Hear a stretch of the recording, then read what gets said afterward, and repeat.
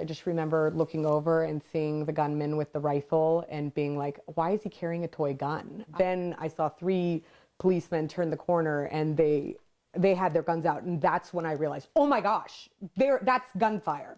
And I grabbed my kids and ripped them out of their seatbelt and threw them down, and you know, it was just pop after pop and screaming in all the cars, and then it got quiet.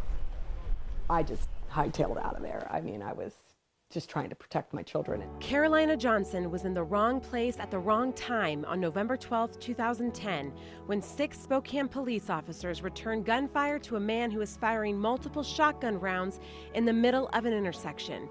More than 30 shots fired as bullets whizzed past Carolina's car, her 2 little girls in the back seat.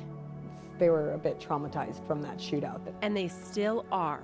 I'm scared to go to school because I'm going to get gunned down. That should not be the case.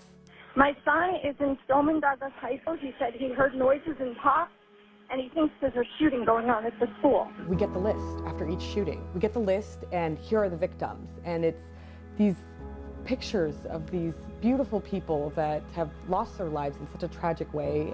We're so focused right now on the argument of, you know, one side screaming over here, the other side screaming over there, and in the process, we're forgetting it's about keeping our children safe.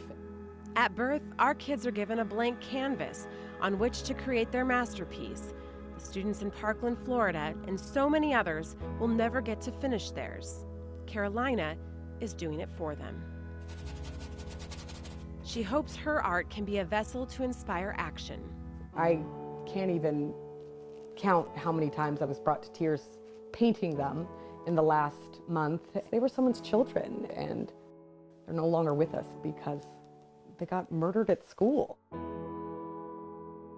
Helena, Luke, Alyssa, Joaquin. She's launching a nonprofit called Art for Reform, combining greater-than-life-size portraits of the Parkland, Florida victims with unbiased facts and approachable politics. I feel really dumb talking about politics, especially when I first started talking about gun reform. And I am not trying to have everyone turn in their guns. I'm actually really trying to appeal to the people that fall in the middle. My strength is not to teach people about politics, but that is my attorney friend who partnered with me to do art reform.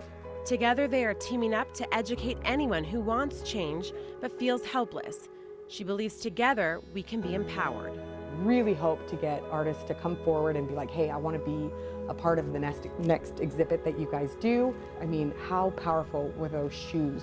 I mean, it gave me goosebumps when I saw it. 7,000 pairs of shoes, one for each life taken too soon by a person with a gun.